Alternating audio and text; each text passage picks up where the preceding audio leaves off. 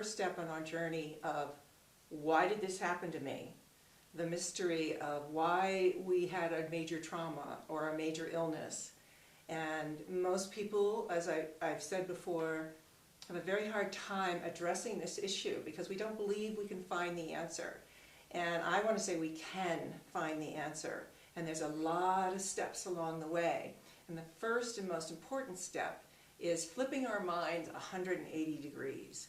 What I really see after my journey with cancer was that in order to heal more effectively, and especially to be at peace with cancer, it's an oxymoron if ever there was one, but I guarantee it can be found, I had to change my thinking considerably about myself, about illness, about why I became ill, and I really want to offer that to all of you. What we're going to be doing is looking through the lens of a perspective, if you will. I get very enthusiastic about this, and I'm going to sound like I'm really saying, this is the truth, you really should do this. But really what I'm saying is, this is a way to look at all of this, and it's like a pair of glasses that you're going to put on and see the world a little differently. And it's not like you have to keep those glasses on, but try them on for a minute and see where it takes you to see the world and yourself through a different perspective. Now, the first principle of this perspective, if you will, certainly regarding illness, is everything that comes to you is for your benefit. So that's what we're trying to find, is the benefit in illness. And after really working this, I found enormous benefit in cancer. And I thank cancer every single day for the gifts that it gave me. What I want to give to you is an inquiry, a way of looking at yourself step by step that can reveal the benefit to you as well. A lot of peace of mind comes with this. First thing we will study is our attitudes towards the body, because they so perfectly point out the need for this 180-degree shift. And you'll see it very clearly by the time I've finished this sort of retrospective of the poor body and our attitudes towards it through the life of one boy, let's just say. And you'll see how we've been programmed in ways that are very detrimental to our mental health and our physical health. So let's begin. I want to begin at conception even. And I want to, while we're talking, again, paint two very different worlds. And as I said in my intro video, there are two worlds. One world is filled with suffering, and the other world is filled with peace. Thought is the bridge between these two worlds. So with our attitudes towards the body, I'm going to begin to really paint these two worlds for you. So let's look at conception, an average conception, we're going to say, that, you know, many parents get pregnant by mistake. And where were the parents' heads at when they were getting pregnant? Who knows? And how much tension was there in the relationship between mom and dad? So imagine that if there was a lot of tension and a lot of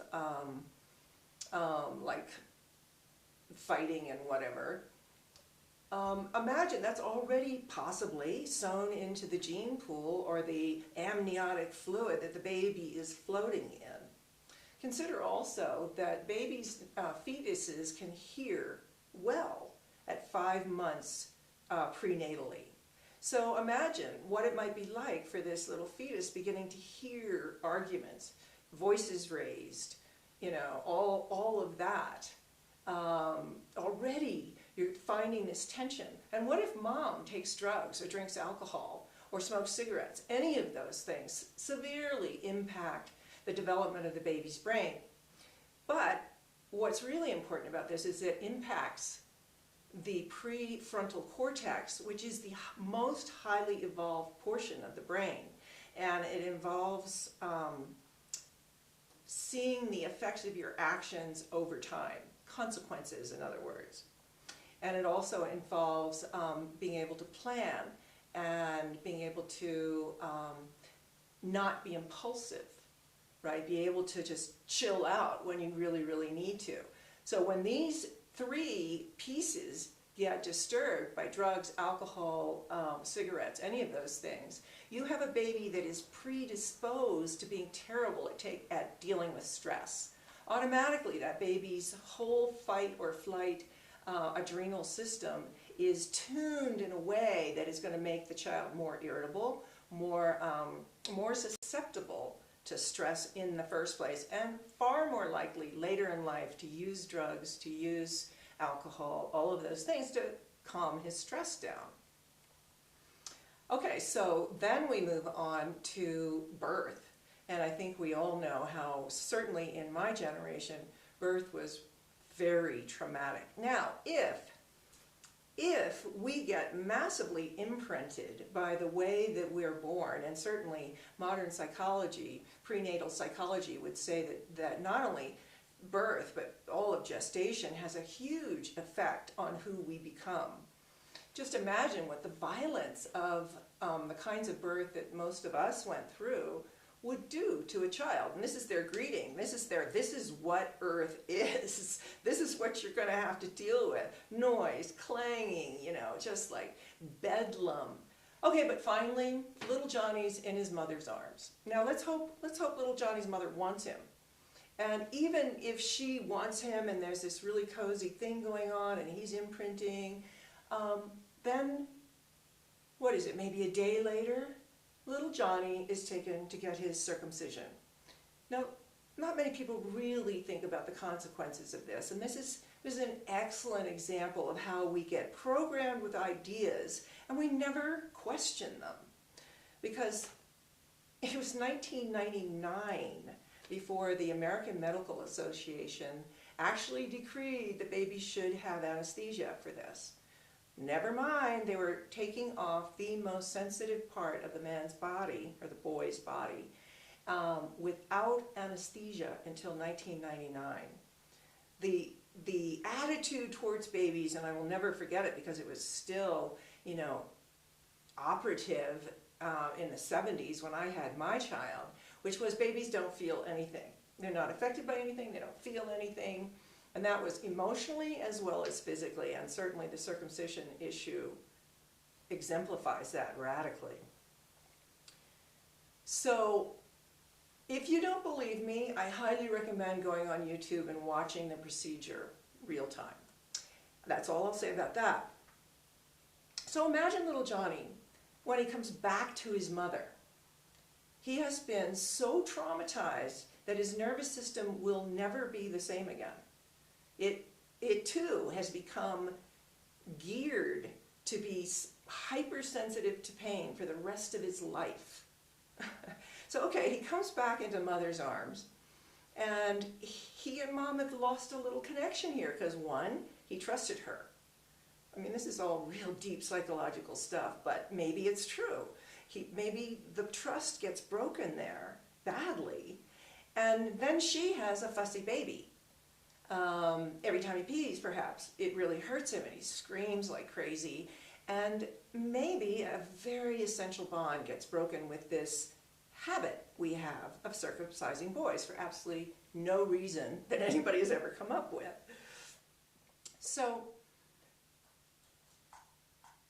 then we move on to toddlerhood.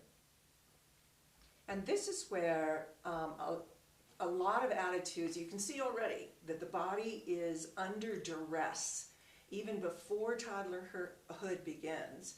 And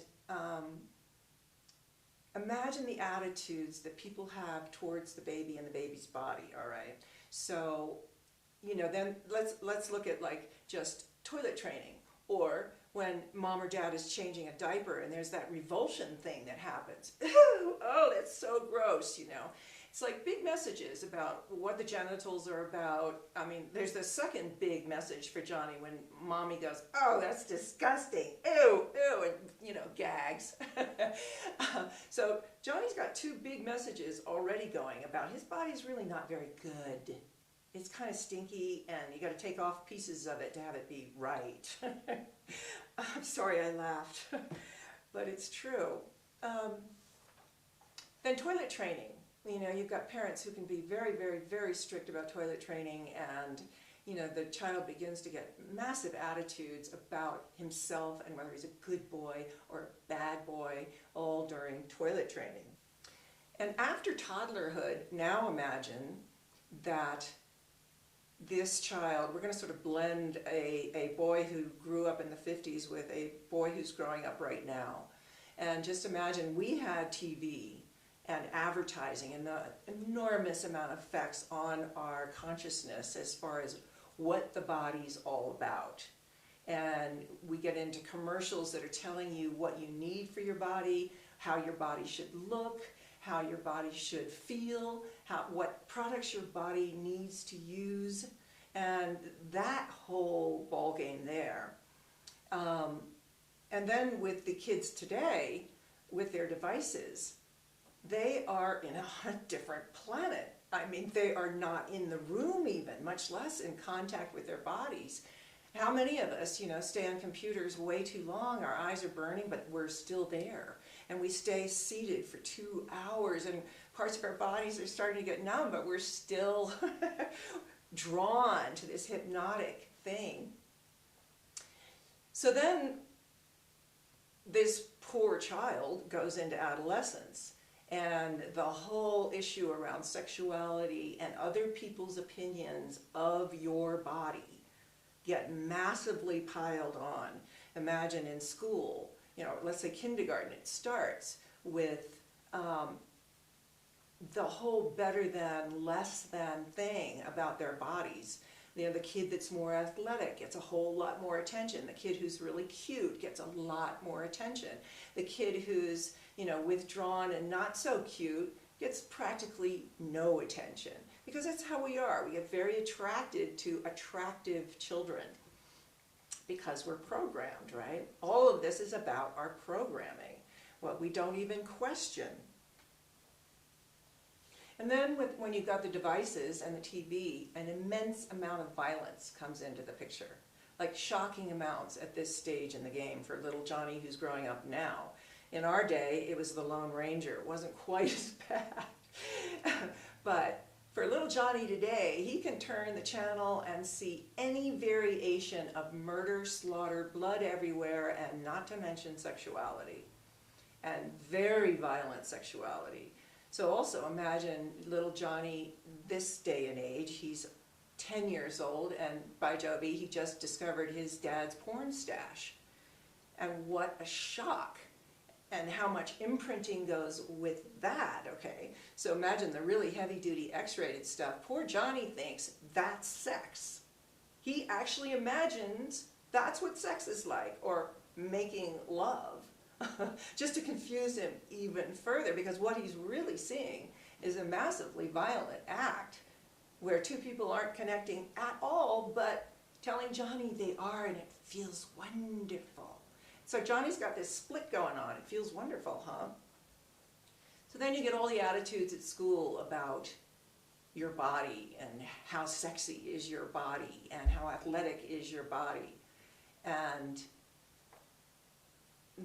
that is contributing enormously to this person, little Johnny's identity, because in all of this, poor little Johnny has begun to believe that he is his body. And I'm going to go into that a little more in a minute. So now we get into college. Okay, in high school, now abuse is getting glorified. Seriously glorified. It's cool to have no sleep. It's cool to drink way too much. It's cool to experiment with drugs, all of which are really hurting the body. And it's very cool, ultra cool, if you can drink a whole lot the night before and not have a hangover the next day. That's the best of all. And the other thing in high school that is lauded is pushing the body really hard. That's considered a good thing. The more you push it, the better you are. And certainly you can see this in athletics and with football. I have a very dear friend who was in the Russian ballet. She was trained since age 10 to be in the Russian ballet. Her entire life was ballet. And her entire life was about pushing the body as far as she possibly could at every moment. And she was famous. People, like flowers and, every stage all across the world she danced on. And to this day, one, she hates ballet, and two, she can barely walk, and she's younger than me. It completely ruined her, this attitude towards the body. So then in college, it gets magnified tremendously. The drinking, the pushing the body, the late nights, the getting unbelievably out of balance. Where has the whole concept of balance gone with our modern children and our even as we grew up? Being out of balance was cool. Oh my God, I haven't slept in 3 nights. Oh, that's cool, man. Yeah, take some amphetamines. You can do it. That was the attitude for me in college, and I think it's only gotten far worse. We're having deaths now because of hazing, because there's so much alcohol being consumed. And you can see that our whole modern attitude towards kids in college is, well, they're just kids. And they're drinking themselves to death. But we're still like, well, this is normal. It's not normal. Here we are, the most beautiful time of our lives, energetically speaking. The time when we're at our absolute peak in every way. And we're decimating ourselves in every way we possibly can, and society is sanctioning it. So, what is the common denominator with all these different influences? What is the effect that it has on the body? In a very general way. First and foremost, the numbing that happens with the body is total, almost total. Every single pill, every single pharmaceutical, every single advertisement is geared towards helping us not feel our bodies. And we're told that not feeling it is good when you don't have time for the pain. Remember that line, right? All the aspirins, all the sinus stuff, everything is saying, don't listen to the symptoms. Don't tune into the body. Ignore the body. Ignore your feelings, because feelings come from the body. And what are we doing? In all this numbing, we're numbing the feelings as well. The attention to the body becomes not a nurturing kind of attention. It's a comparative attention. It's like attention so that it's sexier, stronger, can achieve more in the work world. That's where all the attention's going. There's no part of it that's like really attending to the needs of the body. And no one's listening to the body. The body, when it has symptoms, is a cry. It's a total cry from the body, please help me. But instead, we go, not listening, no way. Then with sex, we're programmed deeply to believe that sex is the ultimate experience on earth. And it is glorified to such an enormous degree, it is worshipped. And just half an hour switching the channels on TV, and you will see this extremely clearly. And so for some reason, we're being taught that sex is the absolute ultimate experience you can have on this earth. So again, the body is simply there to attract sexual partners, sexual attention, right? So now I've painted the really dark side of the picture, right? So that's one world, and sadly, most of us were brought up in it. I'm going to tell you a story about the other world, and it was one of the most beautiful stories I've ever heard in my life, and it affected me more than any story I've ever heard. And it was very short, very brief meeting with a woman from the Congo. She had just moved from the Congo, and we got chatting, and I started asking her what the child-rearing practices, childbirthing practices were in her village. Now, mind you, very little village, small, small, small. And she said, here's what we do. When the baby is born, all the family members gather outside. And this is so cool. And they go, this is the sun. This is the earth. Those are the stars. That's the moon. That's really cool to just crown the poor baby. Okay, basics. But also, they introduce the baby to every member of the family. And then, here's the important point. Mom and baby retire to a very quiet room, dark, quiet room for 1 month, where all that stimulation that we don't give one thought to does not affect the baby. Now, here's what's so interesting. This Congolese woman went on to say, if she had to go to town, she would bind her hair up, you know, in a turban, go to town, come home, and then she would take the turban off. She did not want her baby to be affected by the vibrations of the village from her hair. From her hair. That's how sensitive the Congolese people realize babies are. Incredibly sensitive. And we have lost touch with that almost 100%. And when I see newborns in Walmart, it kills me. It is like the lights, the sound, the shine, the everything. And if there's any one thing I want to tell anybody who's about to have a baby, it is that story about the Congolese woman. So imagine a life being brought up in that kind of sensitivity and in a natural world, how much more in tune one would be with the body. Now, one of the biggest casualties about being so out of tune with our bodies, there's many casualties, but the biggest one is that we lose touch with our instinctual nature.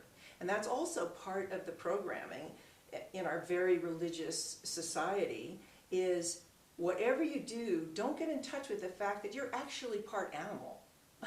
And you have animal instincts. And that part of you actually needs to be in touch with because it is the guidance system. Your gut instincts, which get cut off if you're out of tune with your body, no longer can guide you, right? So being in touch with that instinctual nature, the child nature, the animal nature, is vitally important. But we've lost that, so we're all running around completely lost in this labyrinth with no guidance system left. So what if we had a very different attitude towards the body? What if we really treated the body as if it was the first kingdom we got to rule? Because it really is that way. What if the body and you, your spirit, so to speak, have a partnership? What if it's kind of like this little animal creature that is almost like a biological robot that your spirit has inhabited simply to have a vehicle for this planet, for this place? And it is not who you are any more than your identity is formed by which car you drive. Imagine, we get so identified with this body that we think we're bad because it's overweight, or bad because it can't do a high jump, or whatever, you know. What needs to happen is we need to come back to being able to feel the body, honor the body. It's our companion, really, for this life. And instead of treating it like a beloved companion, we treat it like a hated something or other. I'm not sure what, but it's like we make do with our bodies. And we send an enormous amount of messages mentally to our bodies. And guess what? Science is finally finding that every single cell in the body is listening and is completely taking note of everything the mind says to the body and how much the mind hates it. So conversely, in the other world, you can say uplifting things to your body and actually make it stronger. And certainly, you know, you can see this relationship when you've made a 180-degree flip as far as your relationship to your body. You can see how healing might happen much faster if we stop hating the body. So gratitude becomes a very important piece with the body. The body's going to function a lot better. If you imagine that your body is like a child, and let's say you've just cut your arm really badly, wouldn't the proper attitude towards the body be one of care, concern, gentleness, and compassion, rather than when are you going to hurry up and heal? What's taking you so long? You know, damn, I'm tired of this, you know. But the body has certain laws. Just as your car needs oil, it has laws. You must, you know, have the tires filled. You must put oil in. You must put gasoline in. The body's exactly the same way. Honoring these laws is the first way that we begin to get back in touch with it again. So what we see is there's been a giant trust, a giant break in trust between you and your own body. Now we want to get that trust back again. How do we do it? So the first step is honoring the laws of the body. The instincts, all right, so we're going back to instincts. One of the major instincts is exercise. The body loves exercise. It loves being outdoors. It loves being in nature. I had the great honor of hanging out with a toddler for months once, and he would get super cranky by 10 o'clock in the morning, like nothing helped, nothing. And all I had to do was pick him up, step over the threshold of the door, and boom, he was happy. And we're all like that. Every animal we know prefers to be outdoors, and we're the same way. So giving the body regular exercise couldn't be more important. The whole process of getting blood moving through the body, keeping it moving, avoiding stagnation, and we're going to talk about stagnation more in the whole issue with conflict. Nutrition, you know, nutrition, if we really look at our choices and what we eat, they can reveal a lot of self-abuse and a lot of attitudes towards your body that are disrespectful. But we've been taught to disregard those feelings and those little details, you know, and drink more Coke, even though it will, it can eat rust off a car, but drink more Coke. You know, clearly it's not good for us, but we do it because we've been programmed. It's okay. It's okay.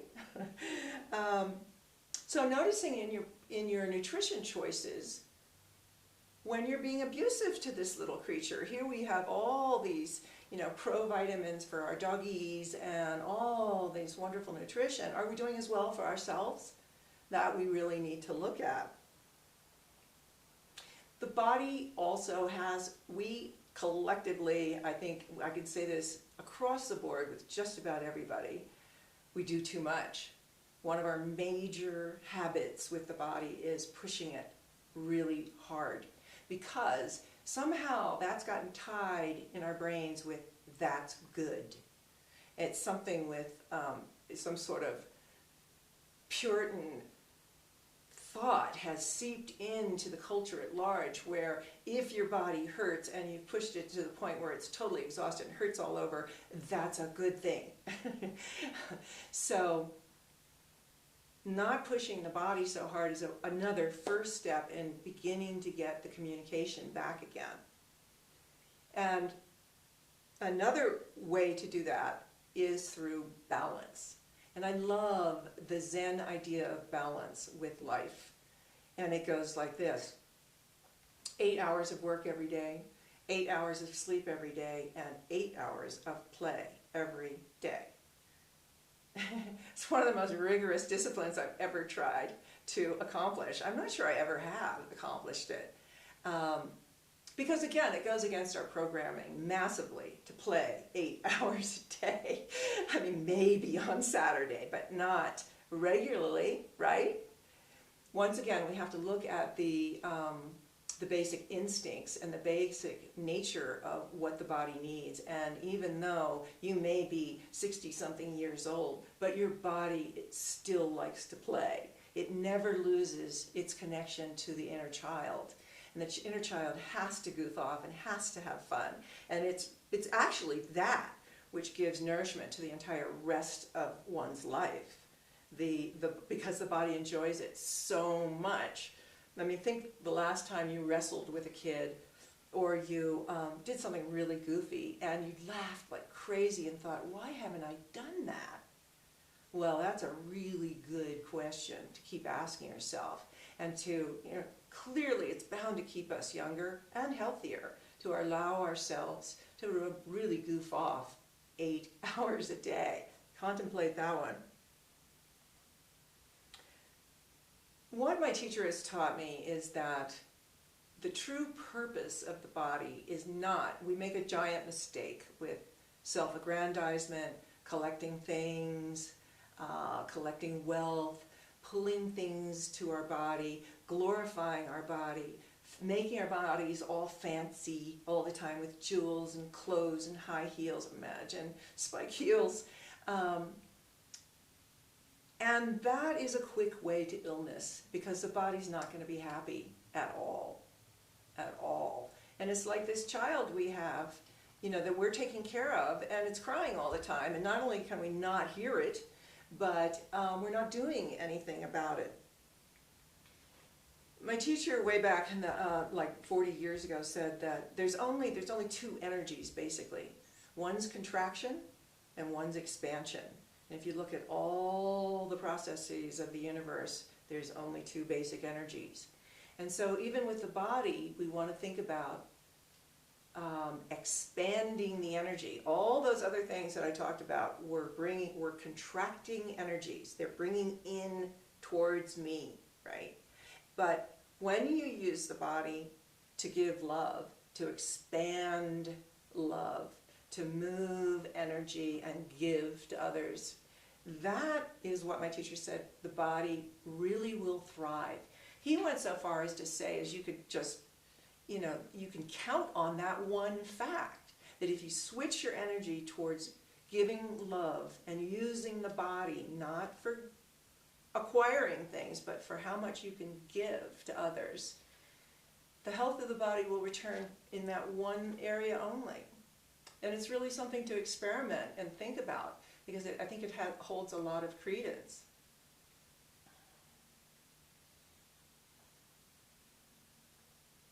Because the body really is there to serve. It is like this very obedient puppy. Its basic nature is, can I help you? Can I do something for you? Can I run to the store? Can I do something? And it really wants to do its very best. Now here's the deal. What are you going to have it serve? There's the big question. So again, we've got our 2 worlds here. Are you going to use the body in service of suffering, in service of pain, in service of contraction, essentially, stagnation, or use the mind in changing the attitude towards the body to use the body for giving love and caring for other people? So the final thing that needs to happen to begin the communication with the body again is that learn to listen to it, obviously, and try not to damp down its cries with all those pills and with distraction and with entertainment, but actually go in and go, what's going on? You're trying to talk to me. I'm going to listen. Begin the teamwork, begin communication with the body. What do you need, body? What would make you happy today? What fun thing could we do today that would make you feel good? And especially when we're ill. This must be the first question we ask ourselves every day. Because if we're ill, our bodies are saying, I don't like this. I don't like this at all. Okay, what can I do to make you happy? Seems really simple, but no one's teaching us these things. And the final thing is forgiving the body. We make the body do so much, and we have all these dreams and all these fantasies about what we're going to do, and we drive our bodies to fulfill these dreams, and we drive them and hurt them. And then when the body can't do anymore, we get mad at the body. and get frustrated. Oh, I can't go out this weekend. I got this terrible cold, etc. And we resent the body when it's really our minds that are causing the problem. We're demanding far too much of the body. So the final step is in forgiving the body. Forgive it for what you tried to make it do. And forgive it for you being a slave driver. So now we're getting down to, I hope you can see why we have to start flipping our attitudes. The body is just the beginning. And, learning to listen to the body, learning to communicate with the body, learning to ask it what it wants, learning to love it. Love this body. Thank it every day for the amazing service it does. And then, also, very important piece, think about what it can do, not what it can't do. And certainly as we age, and if we're ill, the tendency is to look at, oh my God, I can't do this, and I can't do that anymore, I can't drive anymore, wah, wah, wah. But the shift needs to happen in, okay, but look what I can still do. We've got to learn this as we age or we'll be doomed. Seriously, it's like keep thanking the body for what it can still do. And, this body has carried me over hill and dale. We have had so many wonderful adventures together. That's the kind of attitude we need to start cultivating in relationship to our bodies.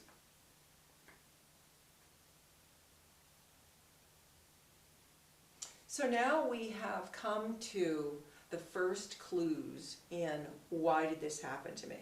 So we started sort of at the base level, which is your own vehicle, and begin exploring this question from a flipped perspective of love and compassion.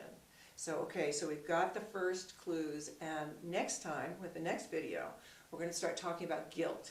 And guilt is a juicy one, that's for sure, because we are completely immersed in a world that has gone completely mad with guilt. And I'll show you exactly what I mean about this and what remedies we have for dealing with it, because it's very deep and very destructive. So that's it for today, and thank you very much.